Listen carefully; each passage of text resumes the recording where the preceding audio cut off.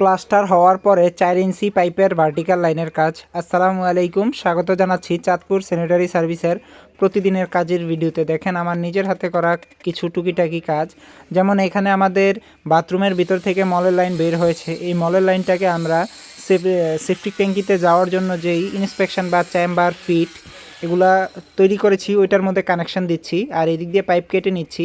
আর আপনারা অবশ্যই গাম ব্যবহার করার ক্ষেত্রে শুকনো জায়গায় গাম ব্যবহার করবেন, এবং বালি অথবা পানি লাগানো থাকলে আপনারা সেই জায়গাটা মুছে পরিষ্কার করে নেবেন। আর গাম লাগানোর ক্ষেত্রে একটু মোচড় দিয়ে নেবেন, তাহলে আপনাদের গামের কম্বিনেশনটা ভালো হয় এবং আপনাদের এটার বন্ডিংটা ভালো হয়। আর এখানে আমরা টিগুলো ইনস্টল করতেছি, সবগুলো সবসময় প্লাস্টারের পরে। অনেকেই আসলে বলে থাকে যে ভাই প্লাস্টারের আগে করলে কি সমস্যা। জি ভাই, প্লাস্টারের আগে করলেই মারাত্মক সমস্যা, ভবনের ভিতর সাইডের দেওয়াল নষ্ট হয়ে যায়। এই বিষয়টুকু একটু মনোযোগ দিয়ে আপনারা খেয়াল করলে আপনারাও বুঝতে পারবেন যে ভিতরের দেওয়াল নষ্ট হয়ে যায়। কারণ এইটার কারণে আপনার বাহিরের সাইডে যেই শ্যাওলা বটগাছ বা পানি জমা থাকে, ওই পানিগুলো ভিতরের দেওয়াল নষ্ট হয়ে যায়। আর বাথরুমের ভিতরে হলে হয়তো ভিতর থেকে দেখা যায় না, কিন্তু এটার দেওয়ালে কিন্তু এটার এফেক্ট পড়ে 100%। আলহামদুলিল্লাহ, এদিক দিয়ে আমরা টি দিয়ে নিচে একটা প্লেন বেন দিয়ে তারপর ইন্সপেকশানে করে দিচ্ছি। আর এখানে আমরা লেভেলটা চেক করে নিচ্ছি। এটা লেভেল থাকলে উপরে যে পাইপগুলো উঠবে ওই পাইপগুলো দেখতে সুন্দর লাগবে।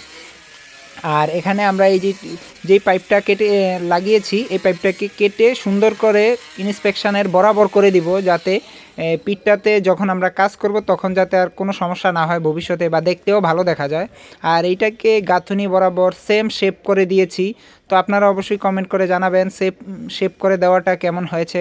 আর আমাদের কাজের পদ্ধতিতে যদি কোথাও কোনো ভুল ত্রুটি থাকে, অবশ্যই আপনারাও আমাদেরকে পরামর্শ দিবেন, যাতে আপনাদের কাছ থেকে আমরা ভালো কিছু শিখতে পারি বা ভালো কিছু আমরাও ধারণা নিতে পারি আপনাদের কাছ থেকে।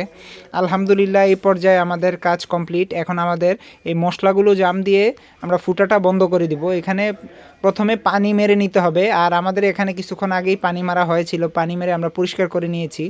আর এখানে আমরা মশলা বালি দিয়ে গ্যাপটা বন্ধ করে দিছি। আসলে নিজের হাতে কাজ করি, নিজের কাজ নিজে করাটার মধ্যে অন্যরকম একটা শান্তি আছে। আর হয়তো সব সময় করা হয়ে ওঠে না নিজের হাতে কাজ, মাঝে মধ্যে গ্যাপ হয়ে যায়। যে আমি পাইপ সেটিং ভিডিও করার লাস্টারের পরে বলেছি, ভাই আসলে কাজ করি ঠিক সময় বাড়িও করার চাহিদা থাকে বা বাধ্য হয়ে করতে কাজ করে ওনারা। যেমন অনেক সময় নিচতলার গাঁথনি করে এবং যথেষ্ট মনোযোগ দিয়ে কাজ করে, উপরতলায় ওনারা উঠে যাবে, সেই জন্য দোয়া করবেন যে আরো মনোযোগ দিয়ে কাজ করে বা আরো দ্রুত ওনারা প্লাস্টার ছাড়াই কাজগুলো সম্পূর্ণ করতে হয়। কিন্তু চেষ্টা করবেন সব সকলের জন্য পরেই পাইপগুলো করার জন্য। আমার আপনারা কে কোথা থেকে আমাদের নিয়মিত কাজের ভিডিওগুলো দেখেন অবশ্যই কমেন্ট করে জানাবেন। আর আলহামদুলিল্লাহ, আমাদের পাইপ লাগানো কমপ্লিট শেষে প্রত্যেকটা ফিটিংস অবশ্যই আপনারা শুকনো নেকড়া কাপড় দিয়ে ভালোভাবে আমরা পরিষ্কার করে দিই। অনেকেরই অনেক মতামত আমাদের কাজের সৌন্দর্যটা কিন্তু সঠিকভাবে